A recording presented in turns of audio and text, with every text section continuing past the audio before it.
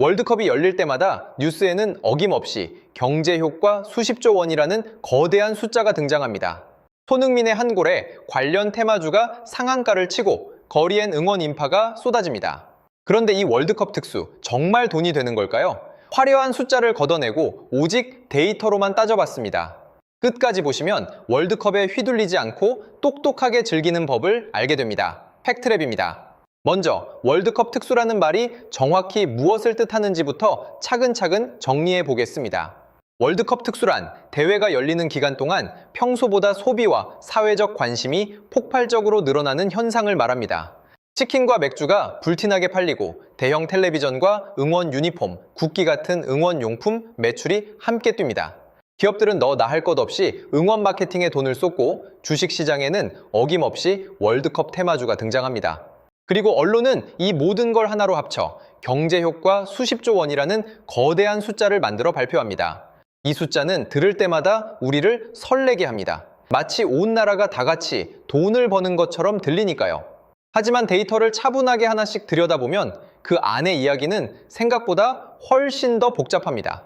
특수가 진짜 새로 생겨난 돈인지 아니면 원래 있던 돈이 그저 자리를 옮긴 것인지부터 따져봐야 하니까요. 그리고 그 효과가 두고두고 오래 남는지 아니면 대회와 함께 잠깐 반짝하고 사라지는지도 반드시 봐야 합니다. 자, 그럼 지금부터 월드컵이 만들어내는 돈의 흐름을 하나씩 데이터로 차근차근 분해해 보겠습니다. 첫 번째, 응원 소비입니다.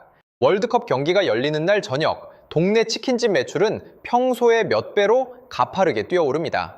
맥주와 배달 음식, 그리고 큰 화면으로 보려는 대형 텔레비전 판매가 동시에 급증합니다. 실제로 카드 결제 데이터를 들여다보면 경기 당일 저녁의 외식과 주류 소비가 그래프 위로 뚜렷하게 솟구칩니다.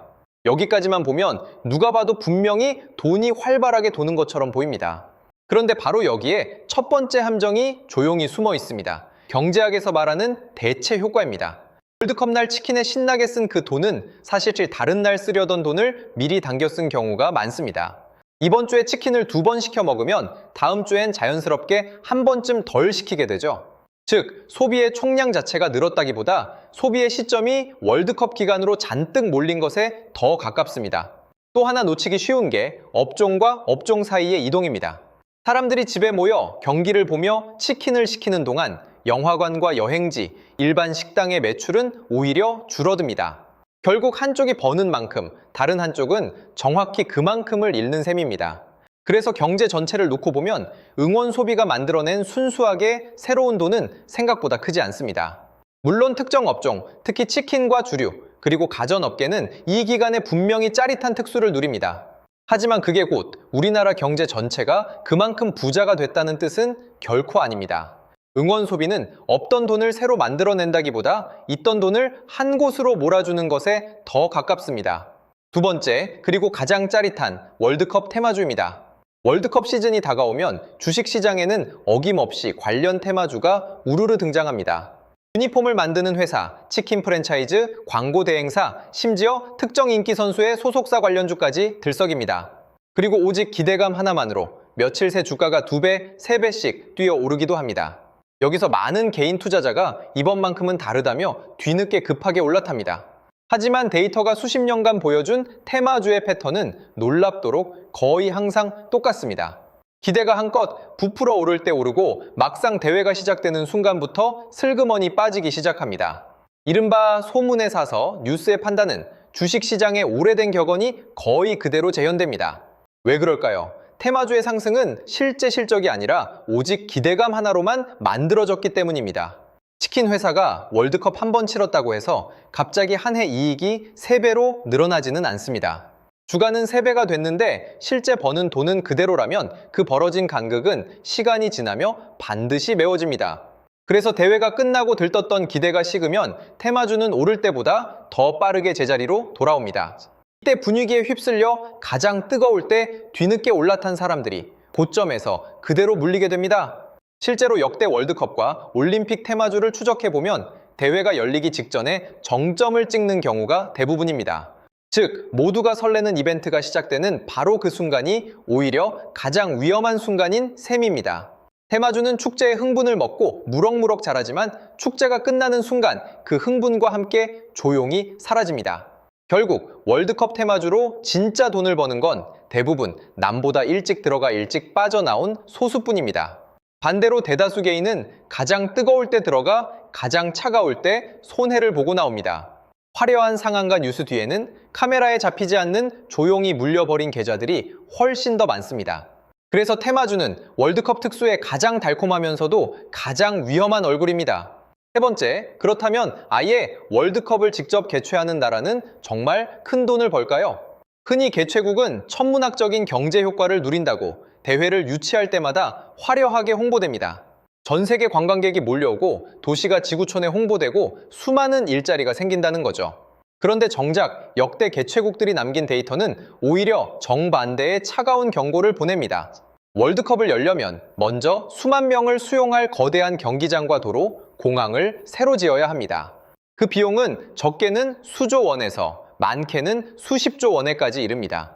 그리고 진짜 문제는 화려한 대회가 끝난 바로 다음부터 시작됩니다. 수만 명을 수용하던 그 거대한 경기장은 평소엔 텅 빈 차에 막대한 유지비만 잡아먹습니다. 이른바 하얀 코끼리, 쓸모는 거의 없는데 비용만 큰 애물단지 시설이 덩그러니 남는 겁니다.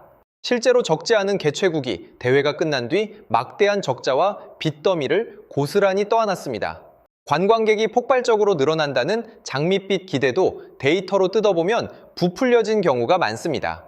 월드컵을 보러 온 사람이 늘어난 만큼 혼잡과 비싼 물가를 피하려는 일반 관광객이 그 시기를 피하니까요. 결국 개최의 실제 경제 효과는 유치할 때 발표된 장밋빛 추정치와 자주 크게 어긋났습니다. 물론 국가 브랜드 상승이나 국민적 자부심처럼 숫자로는 도저히 담을 수 없는 소중한 가치는 분명히 있습니다. 하지만 그 무형의 가치를 곧바로 손에 잡히는 경제적 이익으로 포장하는 순간 데이터는 고개를 젓습니다. 개최는 분명 온 국민이 함께 즐기는 멋진 잔치이지만 반드시 남는 장사는 아니라는 겁니다. 화려한 개막식의 불꽃놀이 뒤에 조용한 청구서가 따라온다는 사실을 결코 잊어선 안 됩니다. 그렇다면 왜 경제효과 수십조 원 같은 숫자가 매번 등장하는 걸까요? 그 숫자들의 계산법 속에 비밀이 숨어 있습니다. 많은 경제효과 추정치는 직접 효과에 간접 효과와 유발 효과를 거듭 곱해서 만듭니다. 치킨 한 마리가 팔리면 당농가도 벌고 배달 기사도 벌고 그 돈이 또 돈다는 식이죠. 곱하기를 크게 잡을수록 최종 숫자는 얼마든지 더 부풀어 오릅니다. 게다가 대부분의 추정은 앞서 본 대체 효과를 빼지 않습니다. 있던 돈이 그저 옮겨간 것까지 전부 새로 생긴 효과로 더해버리는 겁니다. 그래서 발표되는 경제 효과는 우리가 실제로 체감하는 것보다 훨씬 크게 나오는 경향이 있습니다. 숫자가 클수록 사람들의 관심을 끌기 때문에 크게 부르려는 유혹도 그만큼 큽니다. 자, 지금까지의 데이터를 종합해 보겠습니다. 월드컵 특수는 분명히 존재합니다. 다만 우리가 듣던 것만큼 거대하지도 오래가지도 않습니다.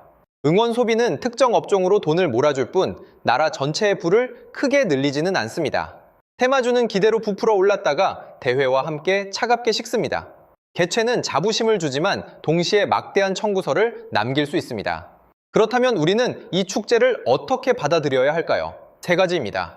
첫째, 월드컵은 투자 기회가 아니라 마음껏 즐길 이벤트로 보세요. 테마주의 상한가 뉴스에 휩쓸려 빚을 내 올라타는 건 가장 위험한 선택입니다. 둘째, 경제 효과 수십조라는 숫자를 볼 땐 그 계산법을 한 번쯤 의심해 보세요. 그 숫자에 대체 효과가 빠졌는지, 곱하기가 과하지 않은지 묻는 습관이 가짜 뉴스를 거릅니다. 셋째, 진짜 특수를 누리는 건 소비자가 아니라 일부 업종과 기업이라는 걸 기억하세요. 내가 쓴 응원 비용이 누구의 매출로 가는지를 알면 소비가 한층 똑똑해집니다. 월드컵은 분명 즐거운 축제이고 그 자체로 충분한 가치가 있습니다. 다만 그 즐거움을 보장된 돈벌이로 착각하지만 않으면 됩니다. 데이터는 말합니다. 축제는 마음껏 즐기되 지갑과 계좌는 냉정하게 지키라고요. 그게 바로 월드컵을 가장 현명하게 즐기는 방법입니다. 정리하겠습니다. 월드컵 경제 효과의 진실은 셋입니다. 첫째, 응원 소비는 새 돈이 아니라 시점이 옮겨간 돈에 가깝습니다. 둘째, 테마주는 기대로 올랐다. 축제와 함께 꺼지는 위험한 불꽃입니다. 셋째, 개최의 화려함 뒤에는 조용한 적자의 청구서가 따라올 수 있습니다. 그러니 수십조 경제 효과라는 말은 즐기되 그대로 다 믿지는 마세요. 오늘 내용이 도움이 되셨다면 월드컵 테마주를 노리는 분께 꼭 공유해주세요. 지금까지 팩트랩이었습니다. 구독과 좋아요는 다음 데이터를 만드는 힘이 됩니다. 다음 편에서 만나요.